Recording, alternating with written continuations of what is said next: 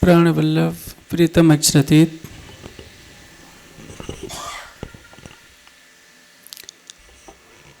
ने महामती जी के धाम हृदय में विराजमान होकर हमारी आत्मा को एक दिशा निर्देश दिया है। मासूक मेरे रूह चाहे सिफत करूं। यदि हम इसी एक चरण को अपने जीवन में उतार लें तो हमारा जीवन धन धन हो जाएगा। मासूक मेरे रूह चाहे सिफत करूं, सो मैं जाए न कहीं। इस जागने के ब्रह्मांड में महामती जी को अक्षरातीत ने अपना स्वरूप बनाया। नाम श्रृंगार शोभा सारी मैं भी तुम्हारे लिए। महामती जी की आत्मा जिन्हें स्वयं अक्षरातीत ने अपना स्वरूप बनाया है, वो क्या कह रही है कि मैं चाहती हूं कि आपकी महिमा का मैं गायन करूं, लेकिन मैं कर नहीं पा रही हूं क्योंकि आपकी महिमा अनंत। और आपने क्या किया? आपने मेरे लिए माया का खेल बनाया। इस खेल में मुझे अक्षरातीत बनाया। 14 लोगों के आपने मुझे दी। सारा ब्रह्मांड मुझे अक्षरातीत कहकर मान रहा है। और तो और मेरी आत्मा ने जिस जीव को धारण किया है, जिस तन को धारण किया है, मेरे गुण अंखड़े होसी अर्चासी आकार। मेरा जीव आपका नूरी स्वरूप धारण करके सत्स्वरूप की पहली वहिष्ठ में अनंत काल तक आपका ही रूप बन करके राज्य का लाएगा और सातों वहिष्ठों वाले उसी को अक्षरातीत मानेंगे। मैं आपकी महिमा को किस मुख से गाऊं? आप सोचिए। जिस महामती जी के धाम हृदय में बैठे हुए युगल स्वरूप को अपना सर्वस्व मानकर सब सुंदर साथ ने जीवन भर सेवा की। गीता की अंतिम चौपाई में क्या कहा है? मोमिन सेवे कर मरत। जो 5000 की जमात है, चाहे ईश्वरी सृष्टि हो, जीव सृष्टि हो, ब्रह्म सृष्टि हो, सभी प्राणनाथ जी के नारी बूढ़ा मालिक जिन इलम लिया मेरा बोझ, तिन साहिब कर पूछिया अर्ज का यही कुछ। लेकिन वह स्वरूप क्या कह रहा है कि नहीं, मासूक मेरे रूह चाहे सिफत करूं। मैं तो आपकी महिमा को गाना चाहती हूं। किस लिए? क्योंकि आंतरिक रूप से महामती जी की आत्मा को तो ये मालूम है कि नहीं, अक्षरातीत ने मुझे शोभा दी है। मैं अक्षरातीत नहीं हूं। परम धाम की मार्फत के दृष्टि से सभी ब्रह्मात्माएं अक्षरातीत का स्वरूप है। ना अर्श जिम ये दूसरा कोई और धरावे ना, ये लिखा वेद कते में कोई ना ही खुदा बिन का। परम धाम में राज्य के अतिरिक्त कोई नहीं है। लीला रूप में सखियां हैं, श्यामा जी हैं, अक्षय ब्रह्म है, महालक्ष्मी है, खूब खुशहालियां हैं। हकीकत में मार्फत में कोई नहीं है, केवल राज्य है। उस मूल संबंध की दृष्टि से देखेंगे तो केवल राज्य ही राज्य है। लेकिन जब लीला रूप में किसी को आत्मा बनाया गया है, वो आत्मा इस संसार में आकर के जीव के ऊपर बैठकर खेल को देख रही है, तो सारी शोभा किसकी है? उस अक्षरातीत की। जिस तन में वो राज्य बैठकर लीला किए, उस तन को सबने अक्षरातीत माना। हम संध्या समय आरती करते हैं, कंचन थाल चौमुख दिवला दीपक ज्योति प्रकाश। ये किसकी आरती है? श्री जी के स्वरूप की है। प्रातः काल जो आरती गाते हैं कि सुख को निधान जय जय सुख को निधान, ये परम धाम के युगल स्वरूप की आरती की जाती है। जो कंचन थाल चहुमुख दिवला की आरती उतारी जाती है, उसमें अंत में क्या कहा गया है? महामती चरणोलाग। सुंदर साथ महामती जी के धाम हृदय में बैठे हुए युगल स्वरूप की आरती कर रहे हैं। और महामती जी क्या कह रही हैं कि नहीं, मैं अपने हृदय में बैठे हुए अक्षरातीत की आरती कर। कोई भी अपनी शोभा लेना नहीं चाहता, क्योंकि इन जिमी में साची जिनो करी सिरदारी, सो पुकार पुकार पछताए चले कईयों जीत के हाजी बाजी। तो इसका अर्थ ये नहीं कि हम जागने करें न करें, हमें सब कुछ करना होगा, क्योंकि बिना नेतृत्व के कुछ नहीं होता। अब देखिए, भेड़ों का एक समूह भी हो, यदि कोई उसका पथ प्रदर्शक न हो तो सभी इधर उधर भटक जाएंगे। तो ये तो जागने का नेतृत्व है। मूल स्वरूप ने छठे दिन के लीला में कभी किसी ब्रह्मात्मा को दिया, कभी किसी ब्रह्मात्मा को दिया, लेकिन वे सभी ब्रह्मात्माएं पन्नाची में आकर श्री जी के चरणों में नतमस्तक होती है। चाहे परमहंस महाराज श्री रामरतन दास जी हों, सरकार जी हों, मंगल दास जी हों, जो भी ब्रह्ममुनि हुए, सबने आकर घुमट जी में शीश झुकाया। लेकिन जो घुमट जी के अंदर महामती जी की आत्मा है, वह अपने धाम हृदय में बैठी हुई है। राज जी को करे कि राज जी, आपने मुझे यहां सब कुछ अक्षरातीत बना दिया, मैं नहीं हूं। इन जिम्मी में सिवाय खुद आए, जो बुजुर्ग की लेवे सो पाए, सो अपना पाया फल भी खोवे। क्या होता है? जो स्वयं के अस्तित्व को मिटा देता है। देखिए अध्यात्म क्या कहता है? अध्यात्म कहता है कि उसी एक से सभी हैं। एक बोलचाल में कवि ने कहा, जिस एक से अगणित हुए वह आप ही जगदीश है। एक आदि नारायण से अनंत सृष्टि बन गई। आदि नारायण इस सृष्टि का कर्ता धर्ता है, लेकिन आदि नारायण स्वयं नहीं जानते कि निराकार से परे क्या है। आदि नारायण क्या है? अक्षर के मन अव्याकृत का स्वप्निक स्वरूप। न जाने अब तक कितने ऋषि मुनि योगी यति पैदा हो गए हैं संसार में। हम उनसे जाकर भिड़ंत करें तो उनके ज्ञान के सामने हम भी कहाँ ठहर पाएंगे यदि परम धाम का ज्ञान न हो। जैसे देखिए प्राचीन काल में, जानते हैं विद्वान किसको माना जाता था? आज भी आर्य समाज में जाइए जहाँ वेदों के बड़े बड़े विद्वान बैठे हैं। प्राचीन काल में तो मैं आपको एक दृष्टांत देता हूँ। इस कलयुग में दयानंद से बढ़कर कोई वेद का विद्वान नहीं हुआ। उनसे किसी ने कहा कि स्वामी जी आप तो महर्षि हैं। दयानंद कहते हैं कि देखो आज के युग में जब ऋषि मुनि नहीं है तो मुझको ऋषि कह लो, महर्षि कह लो, लेकिन यदि मैं कणाद ऋषि के जमाने में होता तो उनके आश्रम में मुझे झाड़ू लगाने की भी सेवा शायद मिल जाती तो मैं अपने को धन्य समझता। और मैंने एक स्वामी जी थे, उनका नाम, जिन्होंने वेद की व्याख्या लिखी है। उस व्याख्या को पढ़कर मैं अभिभूत हो गया। उनसे किसी ने कह दिया, स्वामी वेदानंद सरस्वती उनका नाम है, उनसे किसी ने कहा कि स्वामी जी आप तो दयानंद जी के बाद दूसरे वेद की व्याख्या करने वाले हैं। देखिए उनकी विनम्रता। वो क्या कहते हैं कि यदि मैं स्वामी जी के सामने होता तो कहते कि हाँ मेरा शिष्य थोड़ा जानता है। आप सोचिए, न दयानंद को अपनी विद्वता का अभिमान है, न वेदानंद को विद्वता का अभिमान है। सारे ऋषि मुनियों ने क्या माना? स ऐसा पूर्वेशम अपगुरु कालीन अन्वेषिता। जो परमात्मा है, ज्ञान का सागर वही है।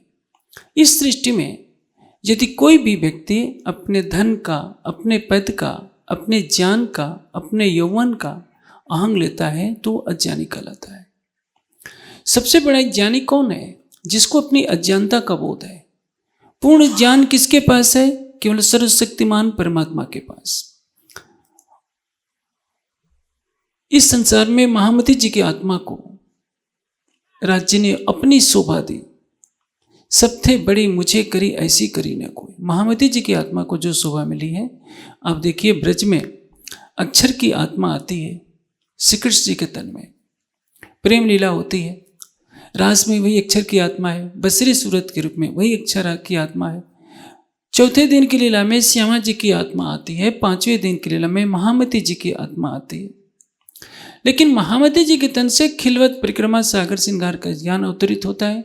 यहीं बैठे बैठे सब सुंदर साथ परम धाम को देखते हैं साक्षात।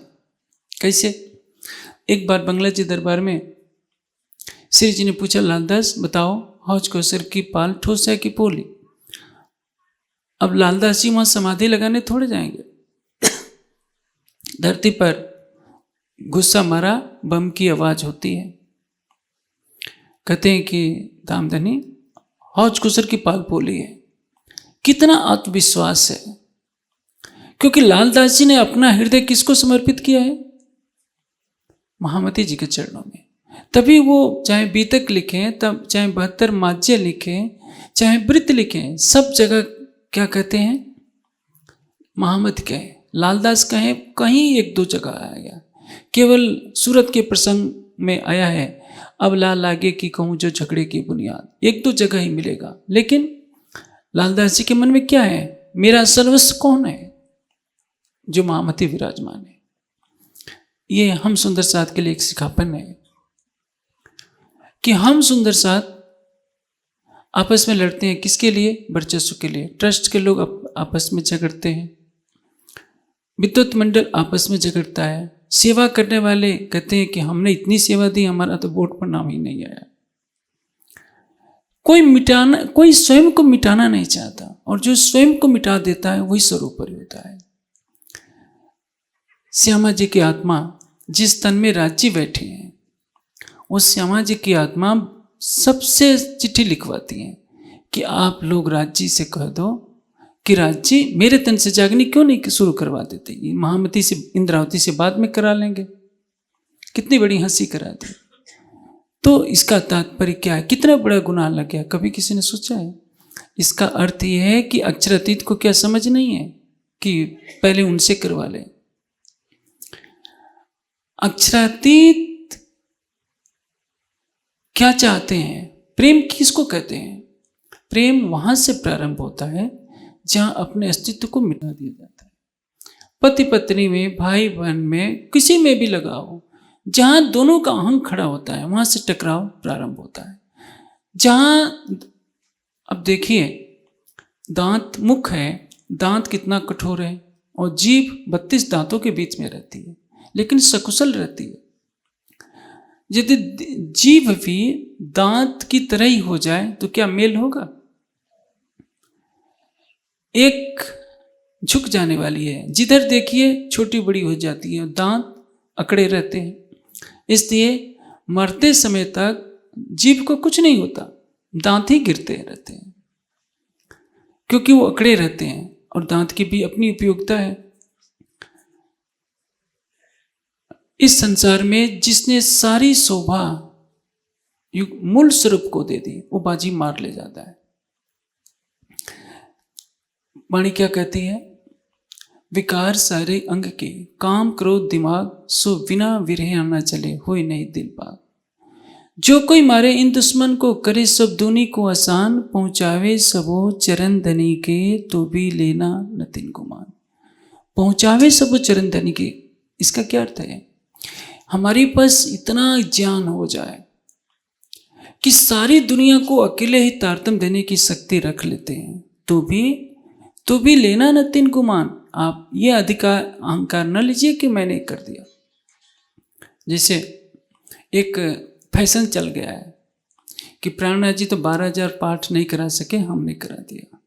प्राणनाथ जी ने तो केवल 5,000 को दिया, हमने 50,000 को तारतम्य दिया। कौन सी तोप चला ली? आप शून्य में तो एक धूल का कण नहीं बना सकते हैं। तारतम्य देने वाला कौन है? वही। वाणी कहने वाला कौन है? उस इन स्वरूप के इन जबा कहीं न जाए सिफत। प्राणनाथ जी की महिमा को शब्दों में नहीं कहा जा सकता। हमें किसी भी दृश्य से अपनी तुलना उनसे करने का अधिकार नहीं है। जैसे ये भी कह दिया जाता है कि देखो प्राणनाथ जी से वाणी नहीं खुली, हमने खोल दी। ये कितना अपमान कर रहे हैं। महामती जी कह रही हैं कि आपने जो कुछ किया, मैं उसकी महिमा को गाना चाहूं, मेरे लिए संभव नहीं है। और अक्षरातीत कह रहे हैं कि महामती, तुम मेरे और तुम्हारे अंदर कोई भी अंतर नहीं है मुझसे। तो सो ना कछु अंतर, तू है सुहागी नार। जो मैं हूं वह तू है। मारिफत में तो सभी एक हैं। आपको भी मारिफत में यह कहने का अधिकार है कि राजी जो आप हैं वो मैं हूं।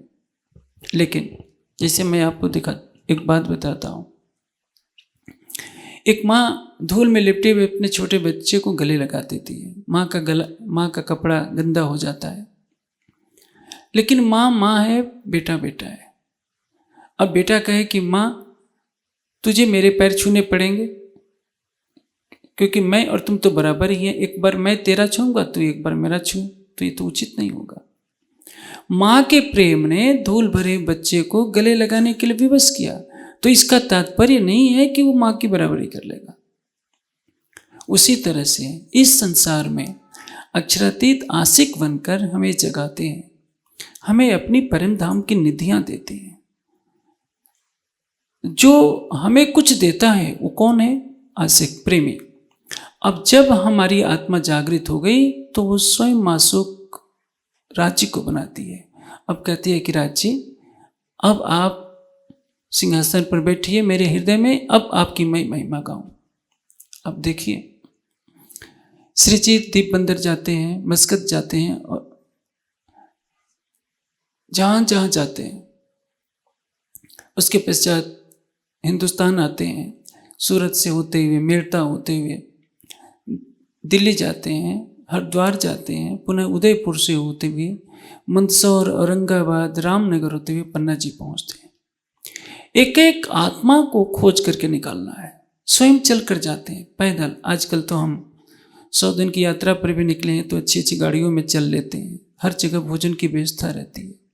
उस युग में पैदल चलना होता था, धूप शीत वर्षा चलना होता, सहन करना होता था, भिक्षा में जो मिल जाए उसको ग्रहण करना होता था। अक्षरातीत ने करके दिखाया। ये किसके लिए किया? परम धाम की आत्माओं के लिए किया। हम उनके प्रेम का दसवां का 100वां नहीं, लाखवां नहीं, करोड़वां अंश भी कुछ नहीं दे सकते। हमको तो केवल इतना कहा जाता है कि 1 घंटा बैठकर कुछ राज्य को याद कर लीजिए। देखिए, मनुष्य कितना भी बड़ा हो जाए, उससे अपनी चाहिए सारी शोभा किसको सौंपे? अक्षरातीत को। मैं आपको एक दृष्टांत देता हूँ। एक बार अकाल पड़ा था शिवाजी के राज्य में। शिवाजी ने क्या किया? खजाना खोल दिया, एक किले का निर्माण कराने लगे। किसी बहाने जनता को पैसा मिल जाएगा, अपना गुजारा करेंगे। अब डूबते को तिनके का सहारा, सारी जनता में बात फैलेगी कि देखिए, छत्रपति शिवा नहीं होते, किला नहीं बनवाते तो हम तो भूखों मर जाते। शिवाजी सुनते गए, टोका नहीं किसी को। उनके गुरु समर्थ गुरु रामदास को पता चला। समर्थ गुरु रामदास भागे भागे आए। किला बन रहा था, छत्रपति शिवाजी वहीं एक स्थान पर बैठे हुए सारा दृश्य देख रहे थे। समर्थ गुरु रामदास ने कहा कि शिवा, इस चट्टान को तोड़वाओ। चट्टान तोड़ी गई, उसमें से एक मेढकी निकली और पानी की धारा भी निकली। मुस्कुराते हुए समर्थ गुरु रामदास ने कहा कि शिवा, तू तो परमात्मा हो गया है, देखो तो इस मेढकी को भी पानी तू पिला रहा था। अब शिवाजी को बात समझ में आ गई। उन्होंने गुरुदेव के चरण पकड़ लिए, कहा कि गुरुदेव, मेरे से बहुत भूल हो गई कि मुझे भ्रम हो गया था कि इतने लोगों को भोजन मैं दे रहा हूं। यही अहंग दूर करने के लिए समर्थ गुरु रामदास आए थे। समर्थ गुरु जो होता है, अपने शिष्य के अंदर जरा भी अहंकार नहीं पैदा होने देता, क्योंकि हमारे और धनी के बीच में जो पर्दा है वो केवल अहंग का पर्दा है। काम क्रोध लोभ मोह को जितना सरल है, किंतु अहंकार को जितना सरल नहीं है। और जिसने इसको जीत लिया, अपने अहंग को मिटा दिया, उसके और राज्य के बीच में कोई पर्दा नहीं रह जाता। यही मार्फत की अवस्था है। यदि आप राज्य का दीदार भी पा लेते हैं तो भी ये मत सोचिए कि मैंने राज्य का दीदार पा लिया है, मैं ये हो गया हूं, मैं ये हो गया हूं। इसको भी मिटा दीजिए, तब आपके लिए मार्फत का दरवाजा खुलेगा। जब तक इस संसार की मैं रहेगी कि मैं इतना बड़ा विद्वान हूँ, मैं ये हूँ, मैं ये हूँ, मेरे जैसा कोई नहीं, मेरे जैसा धनवान कोई नहीं, मेरे जैसा सुंदर कोई नहीं, तब तक यहाँ की ये भावना आपको निराकार से परे ही नहीं जाने देगी, बेहद में नहीं जाने देगी, परम धाम तो दूर की बात है। इसलिए चितवनी का मार्ग क्या है? प्रेम का मार्ग। मासूक मेरे रूह चाहे सिफत करूं, सो मैं जाए ना कहीं। मेरी आत्मा चाहती है कि आपकी मैं महिमा गाती रहूं, लेकिन मैं कर नहीं पा रही हूं, क्योंकि आपकी महिमा ही अनंत है। महामती जिनको अक्षरातीत ने अपना स्वरूप बनाया, वो क्या कह रही हैं कि आपकी महिमा इतनी अनंत है कि मैं कह नहीं पा रही हूं। और हम सुंदर साथ महामती जी की महिमा महामती जी में और राज्य में कोई अंतर नहीं है। क्या कहा है राज्य ने? इंद्रावती के मैं अंगे संगे इंद्रावती मेरा अंग, जो अंग सौंपे इंद्रावती तये प्रेमे खेलाऊं रंग। जो अंग सौंपे, जो महामती जी को दिल देगा, वो समझे कि मुझे दिल दिया है। मेरे और महामती में कोई अंतर नहीं है। तो सो ना कछु अंतर, तू है सुहागी नार। मेरे में और तुम्हारे में अंदर कोई भेद नहीं है। सुख लेऊं सुख देऊं सुख लेऊं सुख दे जगाऊं साथ, इंद्रावती को उपमा मैं दई अपने हाथ। मैंने अपनी सारी शोभा महामती जी को दे रखी है। जो महामती जी से प्रेम करेगा वो मुझसे प्रेम करेगा। लेकिन आज बहुत दुखद स्थिति है कि महामती जी को भी क्या कह दिया गया? आचार्य। देवचंद जी को भी क्या कह दिया गया? आचार्य। और हम उनसे अपनी तुलना करने लगते हैं। कभी कभी उनको भी छोटा बता देते हैं कि प्राणनाथ जी को अंग्रेजी नहीं आती थी, हमें तो अंग्रेजी भी आती है, हम कई देशों में घूम आए हैं, तो हम बड़े हो गए। इस गुनाह का कोई प्रायश्चित नहीं है। आप सोचिए, मूल स्वरूप ने जिस महामती को सारी शोभा दी हो, उनसे हमें कभी भी अपनी तुलना नहीं करनी चाहिए, बल्कि मूल महामती जी के अंदर मूल स्वरूप का आवेश लीला कर रहा है, इसी भाव से सबको नतमस्तक होनी चाहिए।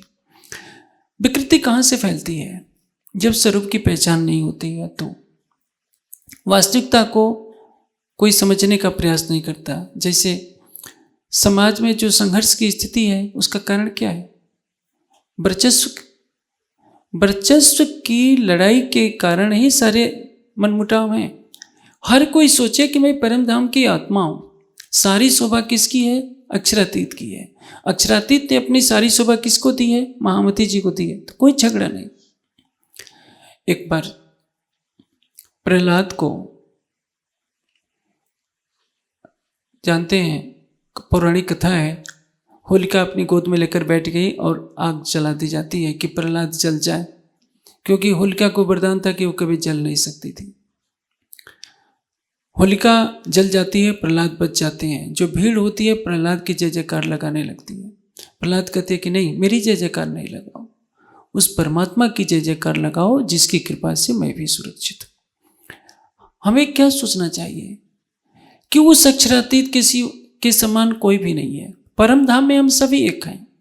जैसे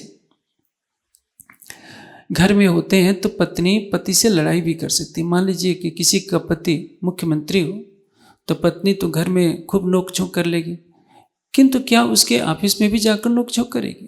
क्योंकि कार्यालय में तो उसकी गरिमा है, घर में उसका राज है, उसको अधिकार है नोक झोंक करने का, बाहर नहीं।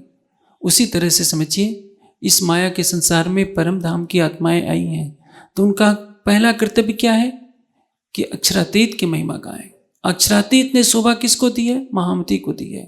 तो केवल महामती की शोभा गाएं। महामती जी के धाम हृदय में अक्षरातीत बैठकर कहते हैं कि तुम आज से प्राणनाथ हो। हमारा प्राणनाथ कौन है? जो मूल मिला में बैठा है। सुंदर बाई कई अक्षरातीत से खेल में आया साथ, दोए सुपन ये तीसरा दिखाया प्राणनाथ। इस जागनी ब्रह्मांड में प्राणनाथ कौन है? महामती जी की आत्मा के अंदर जो स्वरूप बैठा है। महामती जी को राज्य कहिए, प्राणनाथ कहिए, धामधनी कहिए, कोई अंतर नहीं आता। एक विद्वान ने जो उसमें क्या कह दिया, इंद्रावती को दासी कह दिया। वो ऑडियो मैंने सुना, मुझे हंसी भी आई, क्योंकि वो कथन करने वाले भागवत के आचार्य हैं। आप सोचिए, आप जिसको मानते हैं मानिए, लेकिन इतने कट शब्दों का प्रयोग कभी किसी को नहीं करना चाहिए। महामती की निंदा करके, महामती को छोटा करके कोई कुछ पा नहीं सकता। रू अल्लाह दो जामे परसी, दूसरे ऊपर मुद्दार, सोई इमाम मेहदी जाके बुज्र की बेसुमार। श्यामा जी ने पहला तन देवचंद जी का धारण किया, दूसरा तन मिहिराज का धारण किया। मिहिराज के तन में इंद्रावती की आत्मा है और पांचों शक्तियों के साथ अक्षरातीत उस तन में विराजमान होकर लीला कर रहे हैं। इस होता क्या है, जो छोटे महात्मा होते हैं, योगी होते हैं, मन को रोककर सिद्धियां प्राप्त कर लेते हैं, आकाश में उड़ने लगते हैं, मरे हुए को जिंदा कर देते हैं, नदी से ये पैदल चलकर नदी को पार कर लेते हैं। और दुनिया क्या करती है? जय जयकार लगाने लगती है। वहाँ परमात्मा छोटा हो जाता है, चमत्कार दिखाने वाले बड़े हो जाते हैं। लेकिन जो बड़े योगियों की दृष्टि में ऐसे चमत्कार दिखाने वाले मदारी कहलाते हैं, जो जादू जैसे करतब दिखाकर जनता में वाहवाही लूटते हैं। जो सच्चा योगी होगा, परमात्मा का सच्चा प्रेमी होगा, वो कभी चमत्कार नहीं दिखाएगा। आप सोचिए, एक वृक्ष की रचना को देखिए, मनुष्य की रचना में तो संसार का सारा विज्ञान समा जाता है। विज्ञान कितना भी आगे बढ़ जाए, मनुष्य की पूरी संरचना को नहीं समझ सकता। एक वृक्ष की भी संरचना समझने में वर्षों लग जाते हैं, जिसने अनंत सृष्टि बनाया है। उस आदि नारायण के पास जितना ज्ञान है, हम उसका आकलन नहीं कर सकते। आदि नारायण बेहद को नहीं जानते, निराकार से पार की शुद्ध नहीं जानते। बेहद में जो रहते हैं उनको अक्षर की शुद्ध तो है, अक्षरातीत की शुद्ध नहीं है। और अक्षर ब्रह्म को परम धाम की लीला की खबर नहीं है। और जिस अक्षरातीत के हृदय की बातों को श्यामा जी नहीं जानती थी, सखियाँ नहीं जानती थी, वह सारी शोभा महामती जी के धाम हृदय में प्रकट हुई है। हम बहुत सौभाग्यशाली हैं कि छठे दिन की इस लीला में है। छठे दिन की लीला में आपको केवल पकी पकाई खीर दी गई है, केवल खाने का ढंग समझना है। पांचवें दिन की लीला में क्या था, आप देखिए। ये पांचवें दिन की लीला वाले कुछ ज्यादा भाग्यशाली थे, क्योंकि श्री जी को साक्षात इन नयनों से देखने का सौभाग्य प्राप्त था, सेवा करने का सौभाग्य प्राप्त था। लेकिन श्री जी ने जो नेमत दी है, निधियां दी हैं, उस निधियों को भोग करने का बिना परिश्रम का सौभाग्य हमारा है। दिल्ली में जाते हैं, औरंगजेब को संदेश देना है। सबके मन में भय है कि पता नहीं कब गर्दन काट दी जाए। 12 सुंदर साथ अपना सर्वस्व त्याग कर जाने के लिए तैयार होते हैं। उदयपुर में सबके सिर मुड़ाए जाते हैं। मंदसौर में भिक्षा मांगनी है, रामनगर में परेशानी झेलनी है, और पन्ना जी आने तक पैदल चलना है, धूप शीत वर्षा सहनी है, कष्ट झेलना था। लेकिन जिन्होंने स्वयं को उस कुर्बानी पर खरा सिद्ध किया, उन्होंने यहीं बैठे बैठे केवल चर्चा के समय भी साक्षात प्राणेश्वर को देखा। छठे दिन की लीला में वो सब कुछ सुख मिल सकता है आपको। राज्य कहीं गए नहीं है, केवल आंखें बंद करने की देर है। तीन लीला चौथी घर की, इन चारों को यामे भो। एक सुख सुपन के दूजा जगते जो हो, तीन लीला चौथी घर की, इन चारों को यामे भो। परम धाम की लीला को हम साक्षात देख सकते हैं। आप चितुनी में डूबिए, युगल स्वरूप को साक्षात देखिए, 25 पक्षों को देखिए, ब्रजराज देखने की इच्छा है उसको भी देख लीजिए, कोई अंतर नहीं पड़ता है। लेकिन आपको वाणी का चिंतन करना पड़ेगा, राज्य के प्रति अटूट ईमान लेना पड़ेगा, अटूट समर्पण करना पड़ेगा। स्वयं को मिटा दीजिए, सब कुछ है, राज्य कहीं गए नहीं है। जब तक यह खेल चल रहा है, जब तक ये सूरज चांद दिखाई दे रहे हैं, जब तक गुम्मट जी का अस्तित्व है, तब तक समझिए 12,000 ब्रह्म सृष्टि, 24,000 ईश्वरीय सृष्टि यही है। पूर्ण ब्रह्म सच्चिदानंद अपने अवैध स्वरूप से महामती जी के धाम हृदय में बैठे हुए। लेकिन हम सुंदर साथ 36,000 सुरता के दृश्य से कहे जाते हैं, और संख्या के दृश्य इस समय केवल 40 लाख की संख्या में। हमें तो करोड़ों में हो जाना चाहिए था। तारतम वाणी का प्रकाश सारे संसार में फैला देना चाहिए था। लेकिन अभी तो हम 40 लाख हैं। 40 लाख में सही दिशा में 4 लाख तो क्या 1 लाख भी नहीं चल पा रहे। इसलिए कह रही हैं, जब देखा बेवरा कर तब तामे उरज रही। जब मैं विवरण देखती हूँ कि आपने मेरे लिए क्या किया, तो मैं उलझ जाती हूँ कि मैं किस मुख से बोलूँ। आपके एहसानों को, आपकी मेहर को व्यक्त करना मेरे लिए संभव नहीं है। तो इस संबंध में कीर्तन ही उतरा है, सखीरी मेहर बड़ी महबूब की अखंड डाले के, अंतर आंखा खोल सी ए सुख सोई देखे। अंतर आंखा खोल सी, बाहर की आंखों से हमें राज्य के स्वरूप की पहचान नहीं। देखिए, हम सुंदर साज से कितना बड़ा गुनाह होता है, शायद हम नहीं समझ पाते। एक बार मैं जाहरी लीला का ही वर्णन कर देता हूँ। जब मैं चोपड़ा जी में था, मेरे से मिलने के लिए दिल्ली के सुंदर साथ टाटा सोमे में भर करके आ रहे थे। उनकी ट्रक से आमने सामने की टक्कर होती है, ट्रक पलट जाती है और टाटा सुमो गाड़ी चकनाचूर हो जाती है, लेकिन किसी को खरोंच नहीं आती। इससे बड़ा चमत्कार और क्या कहेंगे। किसी को पट्टी भी नहीं करानी पड़ी, गाड़ी पिचक जाती है, लेकिन वही सुंदर साथ राज्य की इस कृपा को भूलकर फिर परिवार में लिप्त हो जाते हैं। कोई ये नहीं सोचता जिसकी कृपा से हम जीवित हैं। मान लीजिए अभी मैंने आपको छत्रपति शिवाजी का उदाहरण दिया। छत्रपति शिवाजी धन दे रहे हैं, वो क्या सोचते हैं कि मैं ही तो दे रहा हूं। उनको ये बताने के लिए कि शिवा तू नहीं दे रहा है, तुझको कोई और दे रहा है, तू उसकी गरिमा को समझ। एक बार रहीमदास जी की आदत थी धन बांटने की। उनके पास जो कुछ होता था बांट देते थे। बांटते समय वो देखते नहीं थे कि कौन सामने है। लेने वाले क्या करते थे, पंक्ति लगा करके तो आते रहते थे, दोबारा आकर के ले जाते थे। किसी ने कहा कि रहीमदास जी देख भी तो लिया कीजिए, लेने वाले बार बार आपको धोखा दे करके दो बार तीन बार ले जाते हैं, आप चेहरा भी तो देख लिया कीजिए, एक ही बार दिया कीजिए। रहीमदास जी क्या कहते हैं, देनहार कोई और है, देत रहत दिन रैन, वे भरम मुझ पर करें ताथे नीचे नैन। भाई देने वाला मुझे कोई और है, जो दे रहा है उसका मैं सामान बांट रहा हूँ, इसलिए मैं किसी की तरफ देखता ही नहीं। यदि मेरा सामान होता तो मैं देखता कि मैं देने वाला हूँ, इसलिए मैंने अपनी आंखें नीचे झुका रखी है। वैसे ही संसार में होना चाहिए। आपको राज्य ने जो शोभा दी है वो शोभा उनकी दी हुई है। सारी महिमा किसकी है, उसकी है। राज्य ने सारी शोभा महामती जी को दी। सुंदर साथ उनको राज्य मान रहा है। महामती जी कह रहे कि नहीं मैं कुछ नहीं हूं, महामती चरणों लाग।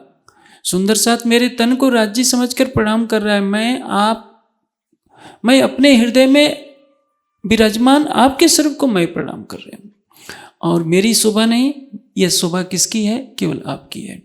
इसलिए छठे दिन की लीला में हमारा संसार में बहुतों से लगाव होता है, माता पिता से, भाई बंधु से, पति पत्नी से, कितने मित्र मंडली भी मिल जाती है।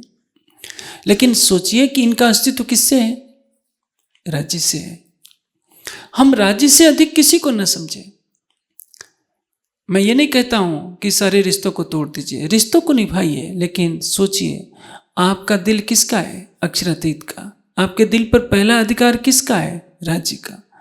हम राज्य के समकक्ष किसी को मान लेते हैं या उससे ज्यादा मान लेते हैं तो गुनाह हो जाता है।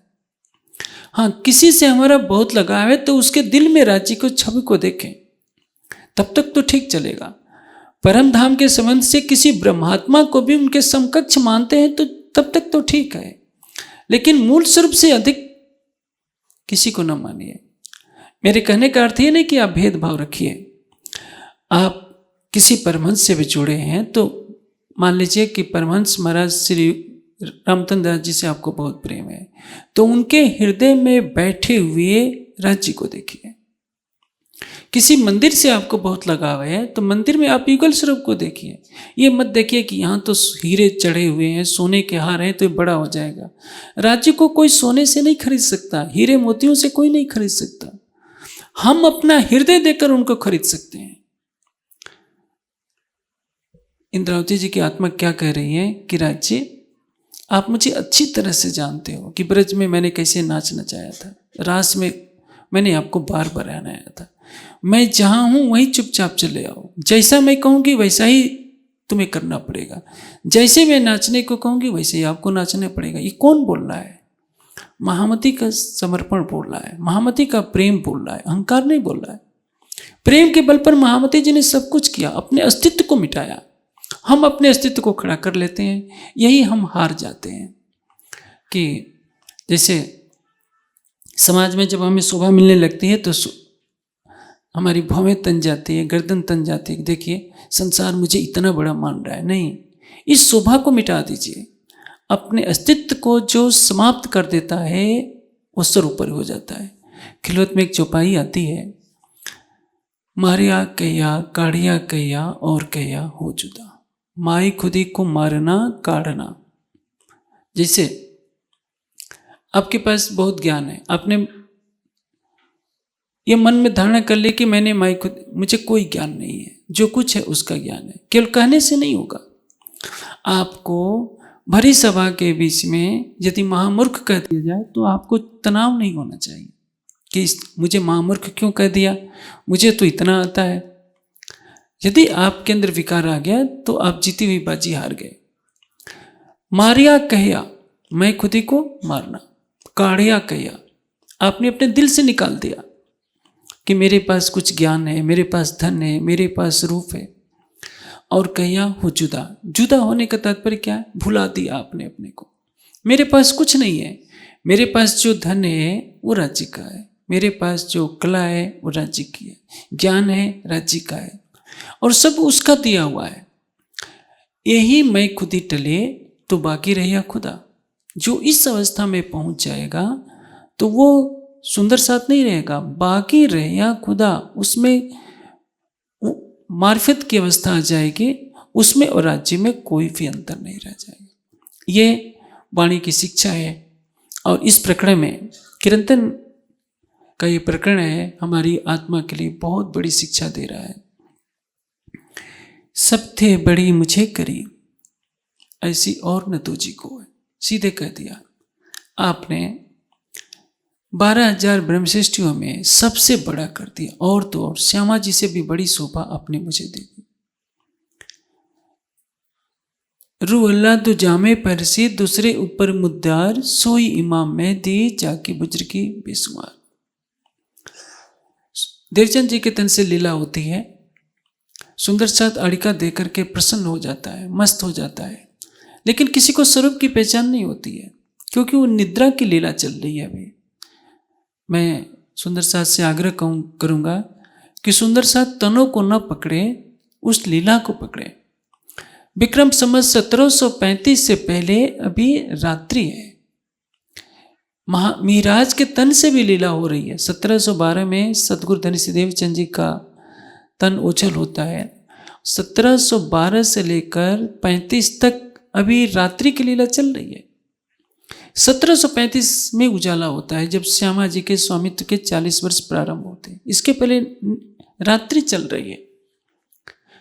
श्यामा जी का ही दूसरा तन है मिहराज। इंद्रावती की आत्मा ने जो तन धारण किया है, श्यामा जी उस तन में प्रवेश करती हैं, उसमें भी अभी निद्रा है। रास की वाणी उतर रही है, प्रकाश, खटुती, कलश सभी उतर रहे हैं, लेकिन जब तक 1735 का समय नहीं आएगा, समझिए कि अभी उजाला नहीं हुआ है। उजाला होता है संवत 1735 के पश्चात। तब जो वाणी उतरती है खुलासा की, वहाँ लिखा जाता है श्री किताब खुलासा बानी फजर की। फजर की लीला वहाँ से प्रारंभ होती है। 1748 में दोपहर का सूरज जैसे चमकता है, मारिफत का ज्ञान उस समय चमक रहा है। और अक्षरातीत कौन है? यही अक्षरातीत है, यही है धनिधाम। अब ये साक्षात अक्षरातीत के स्वरूप है। कौन? जो स्वयं ध्यान कर रहे हैं और दूसरों को ध्यान करने के लिए प्रेरणा दे रहे हैं। आप सोचिए, महामती जी को ध्यान करने की आवश्यकता क्या थी? उनको तो स्वयं राज्य ने अपना स्वरूप बनाया है। 226 बार राज्य कहा गया है बीतक में।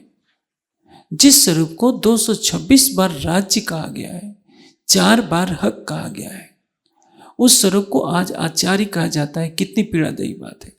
हमने राज्य की मेहर को नहीं समझा, राज्य की लीला को नहीं समझा, हमने तनों की परिभाषा गढ़ ली है, और ये सबसे बड़ा अपराध हम कर रहे हैं। हमें प्राण राज्य के समकक्ष होने का प्रयास नहीं करना चाहिए। यदि हम उनसे प्रेम करते हैं तो आप देखिए, जो जितना महान होता है वो उतना ही स्वयं को मिटा देता है। करते हैं सब कुछ राज्य, लेकिन इस संसार में शोभा किसको दे दी है? महामती जी को। छठे दिन की लीला में करते हैं सब कुछ कौन? जिसको प्राणनाथ की शोभा मिली, सब कुछ महामती जी करती हैं। लेकिन कहीं गोपाल मणि जी को शोभा मिल रही है, कोई मंगलदास जी को शोभा मिल रही है, कोई बाबा दयाराम जी को शोभा मिल रही है, कई परमहंस महाराज से रामरतन दास जी को राज्य की शोभा मिल रही है। ये तो प्रेम है। राज्य स्वयं अपनी शोभा नहीं लेते, वो ब्रह्मात्माओं को दे रहे हैं। इस खेल में अपनी सारी शोभा महामती जी को दी। छठे दिन के लीला में महामती जी सुंदर साथ को दे रहे हैं, और सुंदर साथ यदि अकड़ करे कि मैं ही हूँ तो गुनाह लग जाता है। सुंदर साथ को चाहिए कि वो सारी शोभा महामती को सौंपे। जिस दिन वो ऐसा कर लेगा तो बाजी मार ले जाएगा, क्योंकि उसमें आपका अहंग विसर्जित हो जाएगा। और जिसने ऐसा नहीं किया वो यहाँ भी हंसी का पात्र बनेगा और वहाँ भी हंसी का पात्र बनेगा। आजकल एक फैशन चल गया है, कहीं कहीं तो ऐसा देखने में लगता है कि प्राणनाथ प्यारे की जय बोलने में भी झिझक लगने लगती है। और प्राणनाथ जी को चौथे नंबर पर जयकारा भी बोलो तो चौथे नंबर पर, यदि कहीं पहले नंबर पर बोल दिया तो आपको कोपोभाजन भी होना पड़ता है। कैसी विडंबना है। जिस स्वरूप को अक्षरातीत ने अपनी सारी शोभा दी है, उसको संत कहने में गौरव समझा जाता है, कवि, महापुरुष, आचार्य कहा जा रहा है। ये प्रकरण उन सब सुंदर साथ के लिए सिखापन है कि कहीं न कहीं सुंदर साथ भटका हुआ है और शब्दों के जाल में फंसकर प्राणनाथ जी के स्वरूप को हल्के में लेने का प्रयास कर रहा है। महामती जी की आत्मा कहती है, जो मेहर करी मुझ ऊपर सो सुफत जुबा क्यों हो। जो मेहर करी मुझ ऊपर, आपने मेरे ऊपर जो कृपा की है उसको मैं इस जिह्वा से कैसे व्यक्त करूं। इसका कहने का आशय क्या है। हम सुंदर साथ प्राणनाथ जी की महिमा को जितना हम संसार में फैला सकते हैं उसका कुछ अंश भी हमने अभी तक नहीं किया है। आप देखिए, कबीरपंथी कबीर जी को परमात्मा का स्वरूप मानने लगे हैं आजकल। आप उनको के सामने कबीर जी कह देंगे तो उनको बहुत बुरा लगेगा। वो क्या कहते हैं कि वो परमात्मा के स्वरूप है। मुस्लिम जो शिया हैं वो ये कहते हैं कि खुदा का स्वरूप ही मोहम्मद है। हम राज्य का स्वरूप प्राणनाथ जी को नहीं मानना चाहते। हम क्या कहते हैं, देवचंद जी किसके भक्त हैं, श्री कृष्ण परमात्मा के। और देवचंद जी के शिष्य क्या हैं, महामती प्राणनाथ जी। उनको हम कभी साहित्यकार कह देते हैं कि उन्होंने बहुत अधिक साहित्य की वाणी की, साहित्य की रचना की। कभी संत कह देते हैं, महापुरुष कह देते हैं। ये महिमा गाना नहीं है, महिमा को कलंकित करना है। यदि आप हीरे को हीरा नहीं कहना चाहते हैं तो मत कहिए, लेकिन शीशा भी तो न कहिए, क्योंकि आपके मुख से यदि शीशा कहा जाता है तो वो उनकी अवहेलना होती है। राज जी ने ब्रज में श्री कृष्ण का तन धारण किया, उसके पश्चात रास में भी उस नाम से लीला हुई। तीनों ब्रह्मांडों में ब्रह्म लीला हुई है। जागने के ब्रह्मांड में श्री देवचंद जी का पहला तन है, दूसरा तन मिहिराज का है। दोनों तनों में अक्षरातीत लीला करते हैं। हमारा कर्तव्य है कि किसी तन को ऊंचा नीचा न बनाते हुए लीला करने वाले को पहचाने।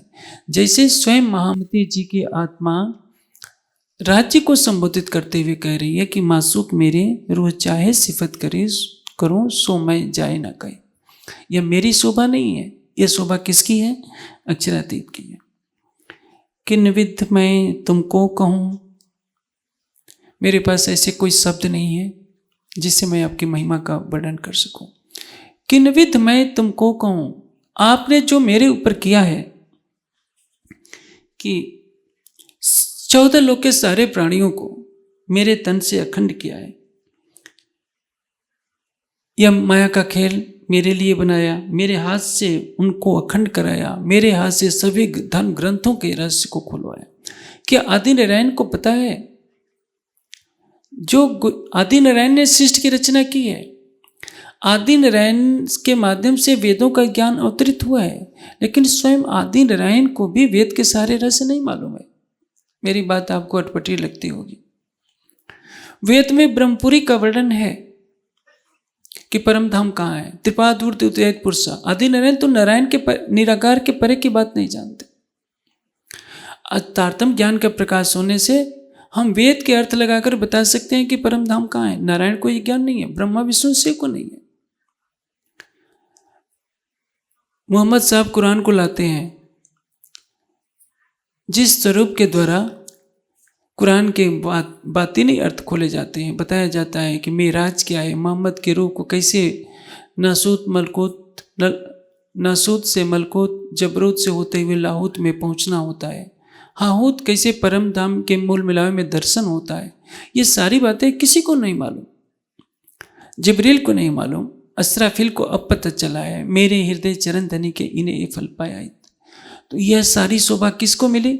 जिस तन को अक्षरातीत ने अपनी शोभा दी, पाताल से लेकर परम धाम तक का सारा गुह ज्ञान जिस तन से अवतरित कराया, जिस तन से सारे ब्रह्मांड के जीवों को अनंत काल तक के लिए अखंड मुक्ति का सुख मिला, उस स्वरूप, वह स्वरूप किसकी महिमा गा रहा है कि राज्य ये मेरी नहीं तेरी महिमा है, तेरे से सब कुछ हुआ है।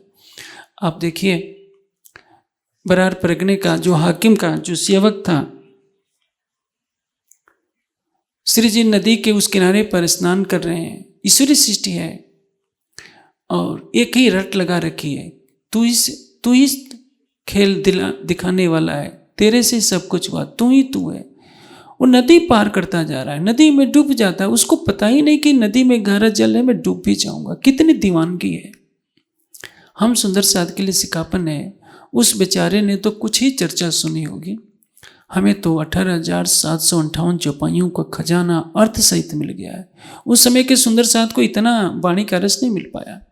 आपको सब कुछ मिलता है, आपको कहा जाता है कि आपको घर भी नहीं छोड़ना है, आप घर बैठे बैठे राज्य से प्रेम कीजिए, वो भी हमसे नहीं हो रहा है। हम केवल लड़ना झगड़ना जानते हैं। ट्रस्ट में अलग झगड़े, विद्वानों में अपने झगड़े, सुंदर साथ में अपने झगड़े, कोई भी मेल नहीं है। क्यों? केवल लड़ाई तो अपने अहंग के कारण है। जिस दिन हम इस अहंग को राज्य के प्रेम में मिटा देंगे, उस दिन हमारा कुछ रूप और होगा।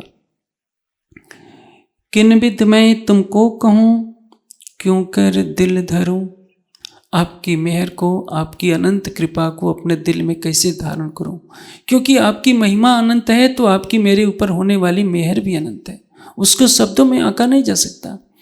ठीक है, माता पिता हमें जन्म देते हैं, हमारा पालन पोषण करते हैं, लेकिन एक और भी तो है कि जिसकी इच्छा के बिना ये ब्रह्मांड ही नहीं रहेगा, तो हमारी माता पिता कहाँ रहेंगे? माता पिता भी जो वाणी नहीं पढ़ते, चितवनी नहीं करते, यदि उनका बेटा राज्य से प्रेम करने लगता है तो उनको बहुत बुरा लगता है। आजकल तो ऐसी बहनें भी हैं, यदि पति चितवनी करता है तो कई ऐसी बहनें कहती हैं कि यदि परमात्मा राज्य से इतना प्रेम था तो मेरे से शादी क्यों किया। पत्नियां पतियों से लड़ाई करती हैं, कितने सुंदर साथ अपनी पीड़ा बताते हैं। और कहीं पति महाशय मायावी हैं तो वो कहते हैं कि तुम जब देखो तब चितवनी करती रहती हो, मुझे भूल जाती हो। ये क्या है?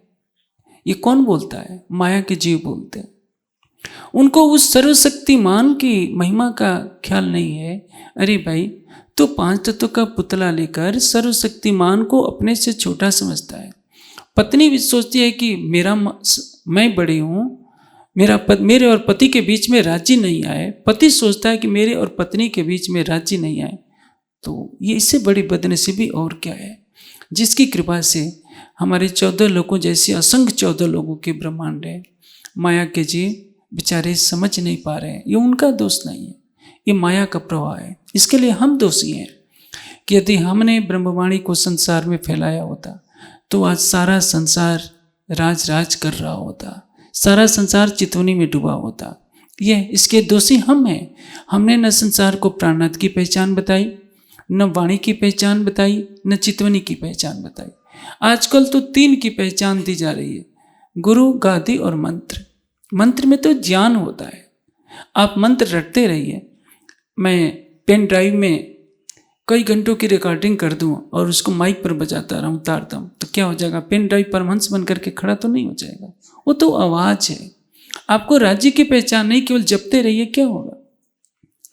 इसलिए जिसने तारतम लाया उस अक्षरातीत के स्वरूप की पहचान कर स्वयं के अस्तित्व को मिटाइए, उससे प्रेम कीजिए, उसकी गरिमा का ख्याल रखिए कि हम उसकी महिमा के लिए अपना सब कुछ निछावर करेंगे।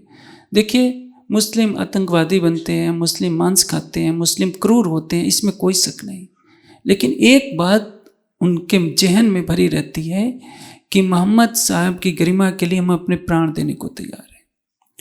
कोई भी मुसलमान मोहम्मद साहब का तो अपमान नहीं करेगा, चाहे कुछ ना भी बुरा हो।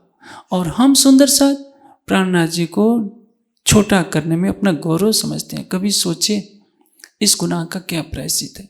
आप प्राणनाथ जी की महिमा मत गाइए, प्राणनाथ जी अच्छे नहीं लगते हैं तो चुप रहिए। लेकिन निंदा तो कम से कम न कहिए, उनको साहित्यकार न बनाइए। आपको भय लगता है कि प्रवाहियों के बीच में क्या कहें, तो क्या आप हीरा बेचने के लिए जाएंगे मार्केट में तो कहेंगे कि मैं बहुत सुंदर शीशा लाया हूं। हीरे की जो कीमत चाहना है जिसको होगी वो खरीदेगा, नहीं खरीदना है तो उसको शीशे के भाव में मत बेचिए। आप जो जिस रूप में है उस रूप में प्रस्तुत कहिए। यदि कबीरपंथी प्रस्तुत कर रहे हैं सृष्टि का सबसे महानतम पुरुष के रूप में कबीर जी को, मुस्लिम मोहम्मद साहब को सरोपन मान रहे हैं, तो आप प्राणनाथ जी को तो सरोपर तो कहिए। आप आचार्यों की परंपरा में खड़ा कर देते हैं, साहित्यकार बना देते हैं, राष्ट्रीय संत घोषित कर देते हैं। तो संत में तो एक से एक संत है, आप उनको संत क्यों बना रहे हैं? देवचंद जी का शिष्य बना देते हैं, देवचंद जी को कृष्ण का भक्त बना देते हैं। सोचिए इस गुनाह का क्या प्रायश्चित है। इसलिए आवश्यकता है कि हम राज्य की महिमा को समझें। महामती जी क्या कह रही हैं?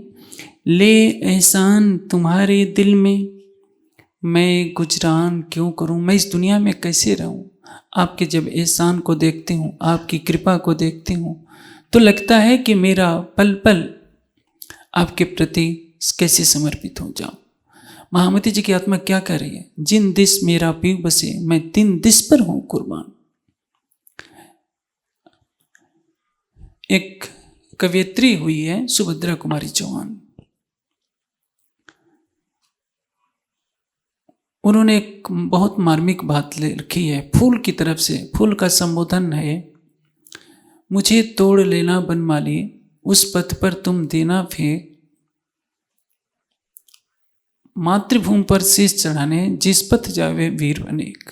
आप सोचिए, एक फूल कहता है कि राष्ट्र की रक्षा के लिए जिस रास्ते से वीर जा रहे हो, अय माली मुझे तोड़कर उस पर फेंक देना। हमसे अच्छा तो वो फूल है जो राष्ट्र की रक्षा करने वालों के चरणों में भिक्ष जाना चाहता है।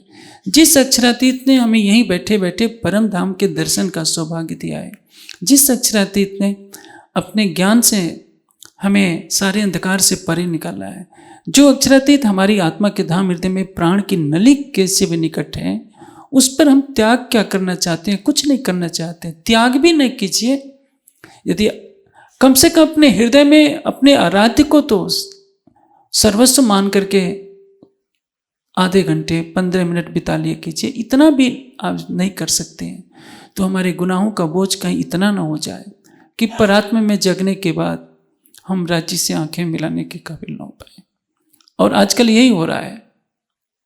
जिसको देखो, जो भी भागवत आचार्य भागवत लेकर के बैठ जाता है, किसी कहानियों के गपोड़े कहने लगता है, और भागवत वालों को केवल कुछ श्लोक ही याद होते हैं। पूरी भागवत भी शायद गंभीरता से पढ़ी नहीं होती। भागवत में कहाँ कहाँ क्या लिखा है। आज से लगभग 30 वर्ष पहले भागवत यथार्थम ग्रंथ लिखा गया था, उसमें भागवत की विवेचना की गई थी। आप सोचिए, किस्से कहानियों की पुस्तक को तो हम महिमा मंडित करते हैं, प्राणनाथ जी की वाणी को छोटा करते हैं। और यदि हमने समय रहते सावचेत नहीं हुए कि अक्षरातीत की यह वाणी सारे संसार के लिए आई है, एक संप्रदाय चलाने के लिए नहीं आई है, सारे ब्रह्मांड को अखंड परम धाम का ज्ञान देने के लिए आई है। इसके लिए दोषी हम सभी सुंदर साथ हैं कि हम मिलजुल कर एक नहीं हो सके, मिलजुल कर वाणी के लिए कोई विशेष त्याग नहीं कर सके। इसके लिए सबको जगना होगा, अपने हृदय का आंग राज्य के प्रेम में समर्पित करना होगा, तब यह वाणी फैलेगी, राज्य की महिमा फैलेगी और सारे संसार का कल्याण होगा। प्रणाम जी।